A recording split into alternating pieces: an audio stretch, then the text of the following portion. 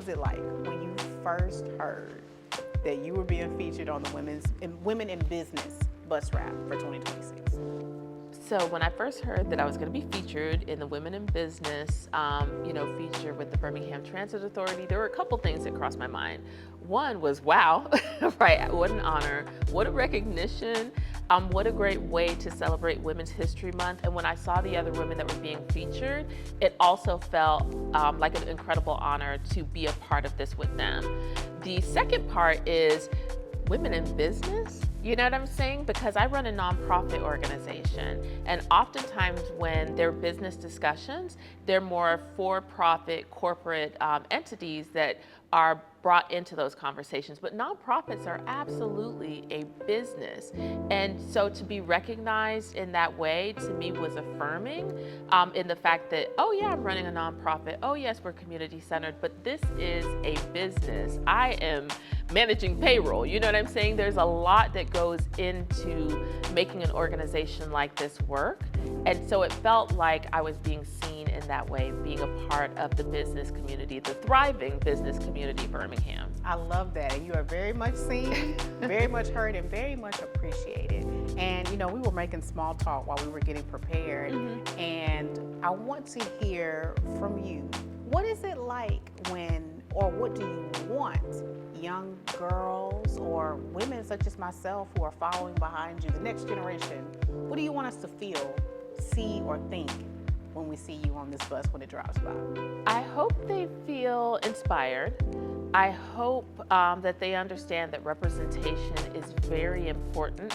I hope that they are encouraged to make their own contributions because we still need a lot of representation. When I think about women in business, when I think about women who are doing the work that I'm doing, I'm still looking at numbers, right? Like I'm still looking at the fact that when I graduated with my PhD, only 3% of the PhDs that year went to Black women.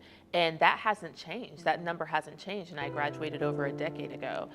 When I look at women in business, especially in the nonprofit sector, where in the South, maybe 2% of the philanthropic dollars nationally go to women-led organizations in the South, and especially Black women organizations. So I hope they feel inspired to know that they can shift those things. Another thing that I hope that they feel and understand is I want them to follow their dreams and their interests. I have a 16-year-old daughter right now. I'm talking to her about her career, but what I'm noticing is that she shares with me her interests. Mom, I like doing this. I'm interested in that. And so now when I'm having conversations with her, I'm saying explore your interests. There is no blueprint to the career that I've had, but when I think about the steps that I made, I was following my heart. I was exploring my interest, and I was praying to God, right? And all of those things led me to where I know I'm supposed to be. And it's still propelling me into other things that I know I'm supposed to do. But you can't always learn that in a classroom. Outside of classroom, outside of college, you have to know yourself and be comfortable with yourself and say, you know what, I have an interest in art. I'm going to explore that. I have an interest in community service. I'm going to explore that.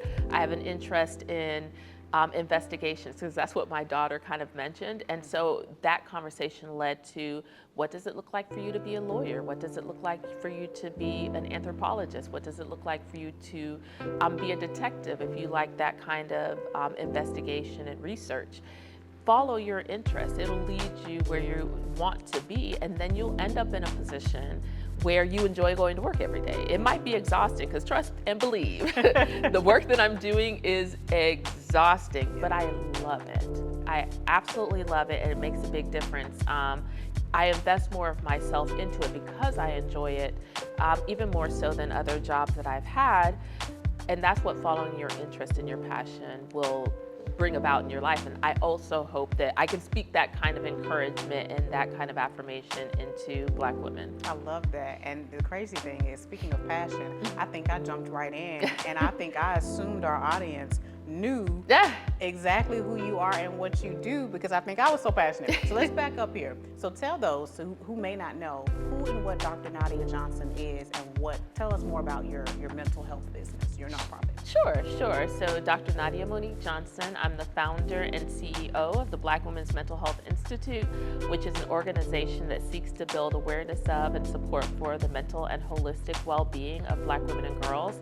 I always say that there are two ways that this organization came about. One is I did my dissertation research in graduate school on the experiences of Black female college students, and that really propelled me into consulting work because there were a lot of individuals that appreciated my approach to mental health awareness and advocacy. So that's my professional response. The very real response that God woke me up out of my sleep and said, you're going to start a mental health organization. And I was like, I am not a counselor, a therapist, or a psychiatrist. I am a social scientist and a researcher, so I know a lot about it. But when I thought about starting a mental health organization, I felt like those in the field might look at me and be like, honey, this is not what you do. But he told me to do it, and I really didn't hesitate. I woke up in the middle of the night, took out a pad, started writing things down, and the very next day started to put it into action.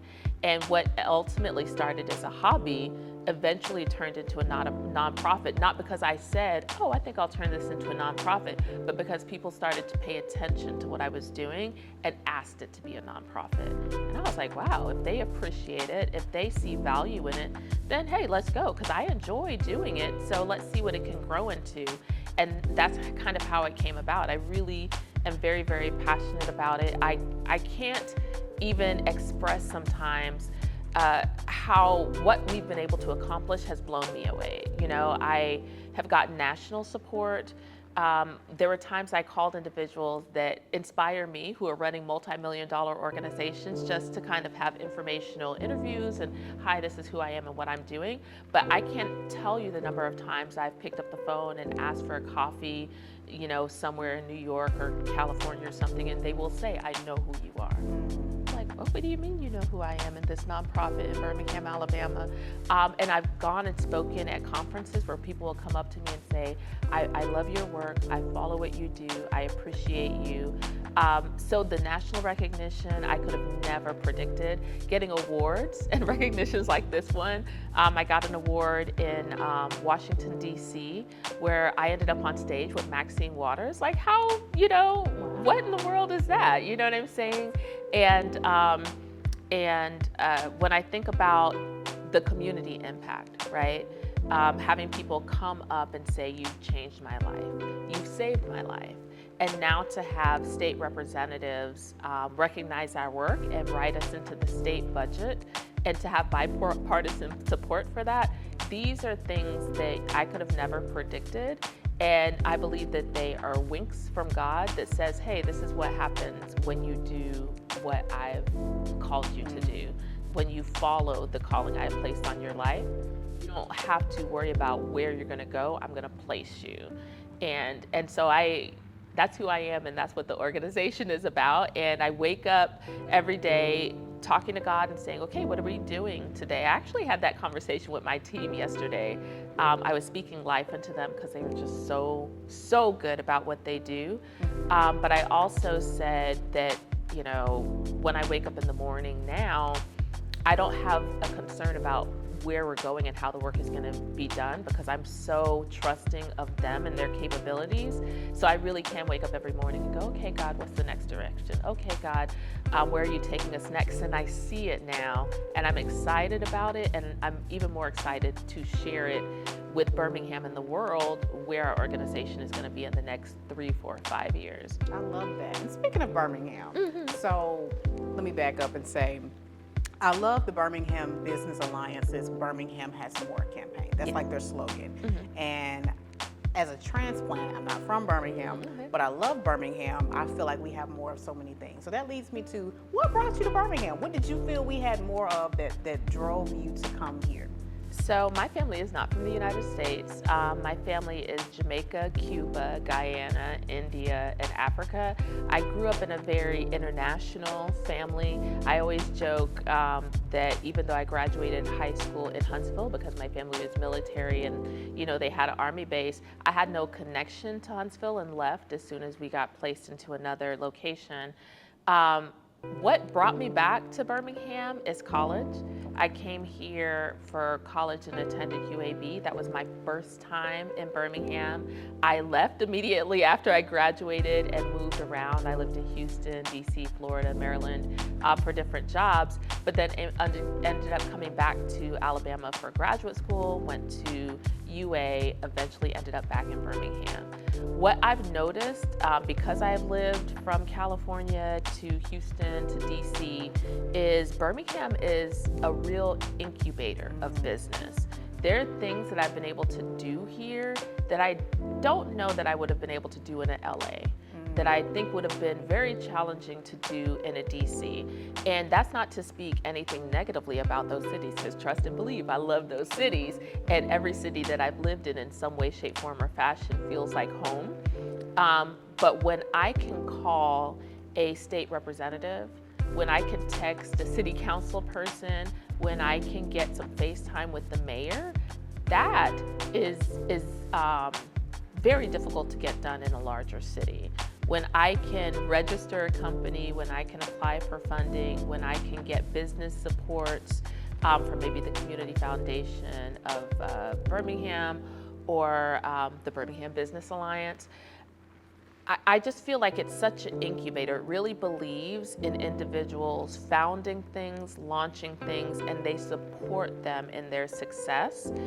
Prosper is another great organization that's been pivotal for us. I see Birmingham as an incubator of growth, and that's probably what's brought me back, because I've lived in Birmingham now about 3 different times. Oh, wow. I've come. You keep coming back. You know, I joke all the time. I said, I don't know what brought me back, brought me back. And I even joked, because my daughter's in high school now, and I don't want to shift her around to different schools.